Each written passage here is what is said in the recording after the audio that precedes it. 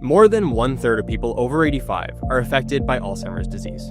It's something that a lot of people fear, but I've always felt that an effective approach for managing fear is to learn more about whatever you're afraid of.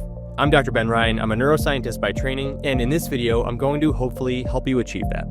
I'm going to explain the main things that you need to know about Alzheimer's disease, how the disease progresses, where it starts, what to look out for in loved ones or yourself, and what treatment options exist today, along with many other things. Now, before I really even start, I want to clarify the difference between Alzheimer's disease and dementia, because they are often mixed up. Dementia is a symptom. It describes a decline in mental abilities that might involve things like memory loss or difficulty finding words, while Alzheimer's disease is a neurodegenerative disorder that involves a gradual degeneration of areas in the brain. That means dementia is actually a symptom of Alzheimer's disease. As that brain degeneration occurs, it typically leads to dementia. But you can also have dementia without having Alzheimer's disease. For example, there are conditions that cause dementia like Lewy body dementia, frontotemporal dementia, and others. Now, back to Alzheimer's disease, which is the focus of this video. Alzheimer's causes dementia because neurodegeneration is occurring. The disease itself is thought to be driven by the buildup of these abnormal proteins in the brain which can harm and kill neurons.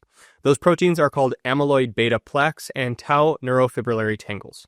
The buildup of these proteins in the brain causes brain cells to literally die and synapses, the connections between brain cells, to crumble. The brain is literally shrinking, and as that brain matter is lost, so are some cognitive abilities. Of course, the specific symptoms that each person has depends on the brain areas that are affected. If a particular person suffers more degeneration in brain areas that are responsible for language, for instance, they're probably going to struggle more with things like producing words or interpreting language. But if other brain areas are affected, like those involved in memory or mood regulation, the symptoms may be different. Typically, in Alzheimer's disease, the first brain areas affected are the memory centers, like the hippocampus. Those areas begin to shrink first, which can lead to memory issues. But over time, other brain areas progressively start to shrink as well, like the amygdala and many areas of the cortex, the brain's outer layer. Beyond just affecting things like memory and cognition, Alzheimer's can also affect mood and personality, sleep, social relationships, and all sorts of things. It's a progressive disorder, meaning it gets worse over time, and sadly, it has a way of gradually stripping away one's ability to engage effectively with the world around them. Now, what I'm about to show you are two real human brains. One is the brain of a healthy person, and the other is a brain from someone affected by Alzheimer's. As you can see, there's a visible loss of brain tissue, and that sadly is because neurons are dying. Now, the good news here is that Alzheimer's disease isn't something that you just wake up with one day. It is a very slow and gradual process. That means two things. Number one, research has shown that those plaques and tangles in the brain can start to build up as much as 20 years before any symptoms begin. That is unfortunately bad news because it means that once the symptoms start, a lot of the damage has already been done and many of the changes in the brain are well underway. Now, number two, on the bright side of this, that means we have a very long time to protect ourselves against the progression of Alzheimer's. And there are several things that we can do to reduce our risk. When it comes to reducing your risk of developing Alzheimer's, you have to start with the basics: sleep, exercise, diet, and connection. First, the quality of your sleep can modulate your risk of developing Alzheimer's. You want to be getting 7 to 8 hours a night of quality sleep. Please prioritize good sleep. It is so important. Sometime soon, I'll probably make a video explaining everything you need to know about maximizing your sleep quality. Second, exercise. People who exercise more are at lower risk of developing Alzheimer's. So just do what you can, whether that's light walking or CrossFit, it doesn't matter. If you want to reduce your risk, I always say do a little bit more than you're doing now. If you're walking, walk some more, or maybe add jogging. If you're jogging, maybe sprint. It's not a guarantee that leveling up your exercise regimen will reduce your chances, but it's never a bad thing to try.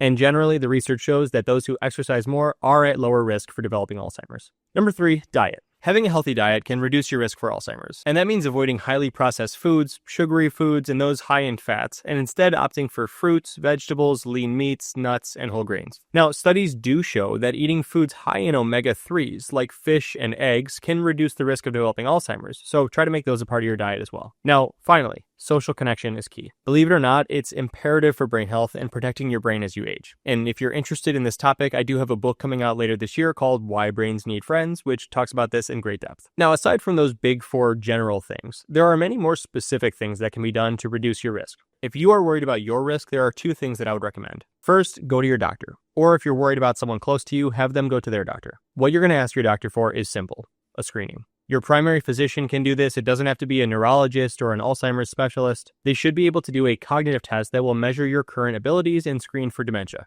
When it comes to supporting your relatives, it may be helpful to offer to go to the doctor with them. Maybe while you're there, you can also get screened yourself. Now, if you're thinking, it's way too soon for me to get screened, that's actually okay. Even if your results come back fine and everything looks great, it's always good to have a baseline that you can reference moving forward. Now, number 2, if you're really looking to get into the nitty-gritty of understanding and mitigating your personal risk for Alzheimer's or someone close to you, there are now some companies that offer services to gauge your risk level and identify personalized methods for protecting your brain. One of those companies is called Better Brain. I am a scientific advisor for them because I think it's genuinely fantastic. It's an online platform that offers cognitive assessments and blood testing to search for biomarkers that are associated with Alzheimer's risk. I went through the program myself and I thought it was great. They do an initial blood screening, and then if you have specific nutrient deficiencies or other concerns, you can work on addressing those, and then you go back for a later follow-up blood test at no additional charge. In between, you meet with a specialist who gives feedback and personalized advice, and it's all based on real science. Otherwise, I wouldn't be a part of this company. So if you want to do it yourself or get it as a gift for a parent or grandparent, as an advisor, I do have a code. It's BEN50, BEN50. That gets you $50 off.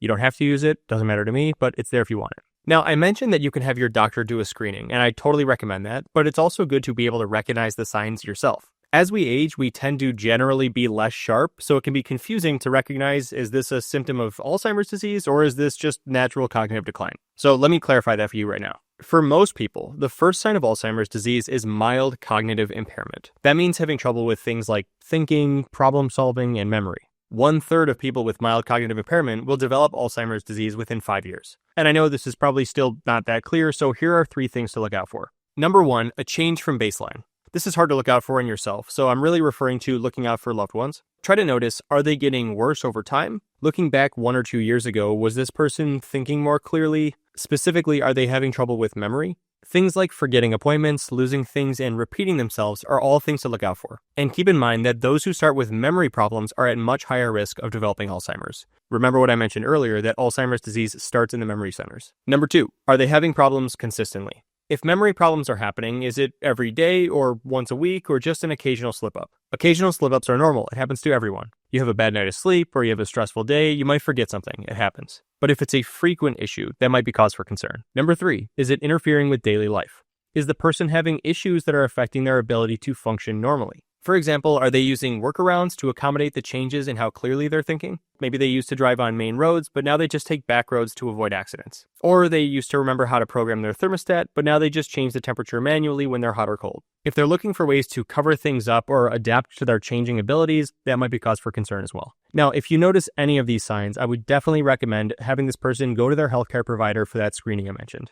And again, it's critical to have this test done as early as possible. That's because, like I mentioned earlier, Alzheimer's disease is a gradual, progressive condition, and the changes in the brain can start years and years before. So as soon as there are any detectable changes in behavior, it's worth going to the doctor and getting it checked out. Also, right now in 2025, the leading treatment options for Alzheimer's disease can only slow down the progression of the disease. They cannot stop or reverse it. So the sooner you get to the doctor, the longer you can hold off and slow down the symptoms. Now, finally, let's talk about treatments. If you or a loved one find yourself in a situation where the diagnosis has come and now you're looking at treatment options, it's helpful to know what's out there. As of today, the newest leading treatment options are monoclonal antibodies. These are drugs like lecanemab or aducanumab. Notice that they both end in MAB, M-A-B, that stands for monoclonal antibody. Now, what's exciting about these drugs is that they're pretty new and they've actually been shown to clear those amyloid beta plaques from the brain and slow down cognitive decline. Importantly, the effects are particularly seen in patients with early Alzheimer's. So the earlier you intervene, the more helpful the drugs are probably going to be. There are also other options that are cholinesterase inhibitors. They prevent the breakdown of a neurotransmitter called acetylcholine, which is involved in memory and cognition. Anecdotally, I have an interesting story about this. My grandmother, who suffers from Alzheimer's disease, went on one of these drugs, and it actually did help her memory, but in an unusual way. She told us that she was suddenly able to remember a lot of these deeply repressed memories from her early life, which she actually found kind of uncomfortable. And so she has to be taken off the medicine. By no means am I saying that you shouldn't use these medications because of that. I mean, obviously it did help my grandma's memory, but I think for her it brought up a lot of kind of traumatic memories that maybe she was repressing for a long time. Anyways, I just find that interesting because it suggests that the drugs really do enhance memory. Now, here's the thing. If you or your loved one is the type that doesn't want to go for clinical treatments and these types of medications, you should still try to be diagnosed as early as possible. That's because those other non-drug interventions that I mentioned, like sleep, exercise, diet, and interaction, are all most effective early in the disease. And that's probably for the same reason. Once the degeneration has reached a certain point, it's basically impossible to reverse course. The other thing to keep in mind is that the earlier a diagnosis comes, the more control the patient has over their long-term treatment plan. They have more clarity in making those long-term decisions, and that's extremely important. I know that Alzheimer's disease can be scary to confront, but when the diagnosis happens sooner, there is much more that can be done. So please look out for those around you and don't be afraid to suggest a screening. It could have a dramatic influence on their life. Thank you so much again for watching. Please take care of your brain, look out for those around you, leave any questions in the comments, and of course, subscribe for more neuroscience content.